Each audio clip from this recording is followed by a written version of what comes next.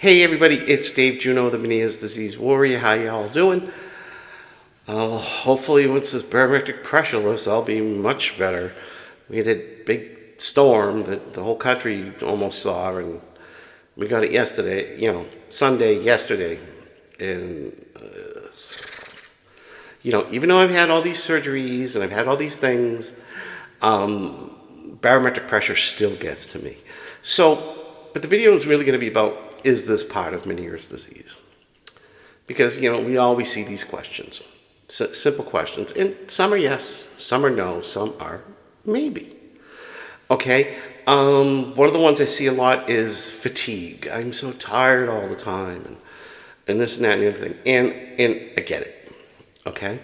And the reason for the fatigue, okay, because a lot of us get it, is our brains are working double time, sometimes triple time, to compensate for balance, hearing, all kinds of different things. And so your brain literally makes you tired. Okay? It does. It does it to me. And now it does it because the cochlear implant, it's only been 5 months since I've had it activated, almost 6.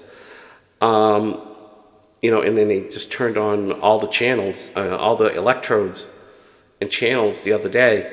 So yeah, I get really tired, because my acoustic nerve now is like, ooh, more sounds. We got to figure this out, and this and that and the other thing. So yeah, you get tired. I get tired. I have to take a nap. Almost every day I take a nap. It's rare when I don't. And my wife will tell you that. If she sees me not falling asleep or taking a nap, she's like, wow, that's weird for you. But yeah, it does. I need to recharge. So yes, it isn't normal. It is. And, you could try everything to try to perk yourself up. But a lot of times you're going to cause yourself to have an attack because you're either going to have too much coffee or start drinking energy drinks or a lot of caffeinated soda. And it's going to hurt you more. So yeah, you just got to rest when you have to. Okay, if you really feel tired, rest. Close your eyes, take a 20-minute cat nap, half-hour cat nap. I wish I could do 20-minute, half-hour cat nap, but once I'm out, I'm kind of out for a few hours, which is fine. That happened to me today. So yeah, that's the thing about fatigue. Another question is, do you always feel dizzy? Yeah, kinda. You may not have the vertigo all the time, but dizziness, yeah, for a lot of people, not everybody, but for a lot of people, yes, it does. Okay, for me, for instance, I get dizzy a lot, but it's more of a manageable dizziness. It's not something that I'm really, even though earlier this morning I was kind of like wall walking, but after I took my nap, I felt a lot better. But yeah, a lot of people are dizzy, and it's just because you're off balance, because your balance, your cochlear is your balance, part of your balance system, so it's off. You're going to be off for a while. And if I close my eyes and I try to walk, I'm going to walk into a wall, I'm going to walk into the dog, I'm going to walk into one of my grandkids. I'm probably going to fall on the ground at some point. So yeah, it's part of your balance system. So yeah, some people do feel dizzy all the time. Not everybody, but sometimes. One other question is tinnitus. And because sometimes it really does get bad. And I know it does because I've dealt with it. I still do. I will be honest about this, and I'm not saying go get a surgery. When I had the sac decompression surgery, the tinnitus went really down in this ear. I don't even notice it anymore. In the right ear. In the left ear, now you think when I had the labyrinthectomy and it made me completely deaf, that I would not have tinnitus. The tinnitus actually was worse, and it was 24 hours a day, 7 days a week. It was nonstop, and it would go from a high pitch to a low. But then, when I had the cochlear implant put in, It kind of went away. It comes and goes. Sunday it was bad, but it comes and goes. It's not that 24-hour day all day. So, yeah, I'm not saying surgery cures tinnitus. It doesn't. I'm just happen to probably be in a good way right now. And now that the electrodes are all turned on and the channels are all turned on, might have eliminated some of it.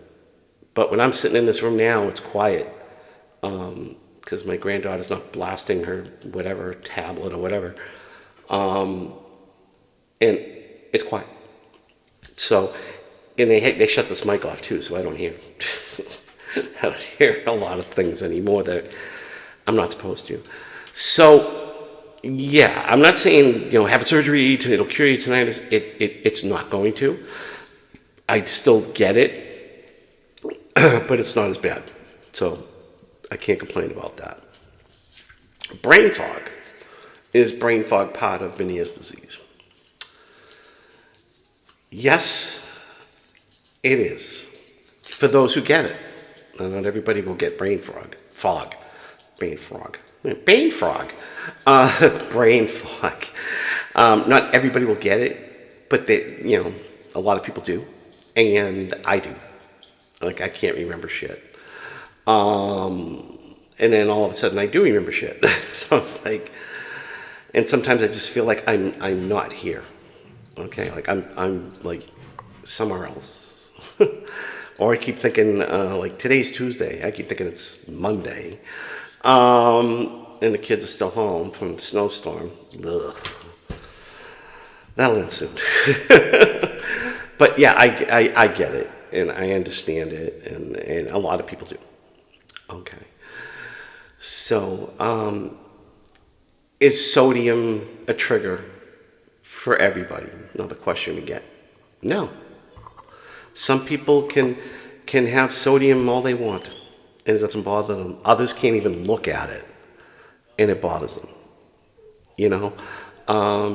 And it's just weird. Because, and in fact, we're all different. So things aren't going to be the same. Because a lot of people say, everybody's trigger is salt. Well, some people it isn't. And before I went bilateral, it never was. And then when I went bilateral, now it is. So, but now it's just tinnitus, dizziness. It's not the vertigo. For those of you, I'll get into that one in a little bit. So, yeah, a lot of people are affected by sodium. Not everybody, but a lot of people. Barometric pressure. Do we all get affected by barometric pressure? I can't answer for everybody. I do.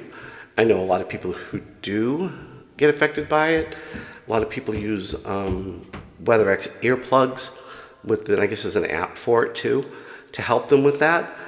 But I'm sure there are people that it doesn't bother them at all. For me, it does. And snowstorms kill me. So, yeah, it does. I was talking about sodium, and I can't even remember what I was going to say. Brain fog. I can't remember what I was going to say about it. Do we all have the same triggers? No. Some people are triggered by sugar. Some people are triggered by salt. Some people are triggered by caffeine. Some are triggered by all three. Some of us get weird triggers too. One of the weirdest triggers for me is, now I can eat pizza. Okay, but like I've said in other videos, I limit it. Instead of having like the 3 pieces of pizza I would normally have, I have like 2. One, maybe 2 if I feel hungry. And it doesn't bother me. Other people can't look at it. But Domino's pizza, specifically, will send my tinnitus through the roof. It used to give me vertigo. But my ear's full. I could feel it. I'm coughing. I end up having to take NyQuil at night because I'm coughing so much. Because that's the fluid coming down. So yeah, and some of us have weird triggers,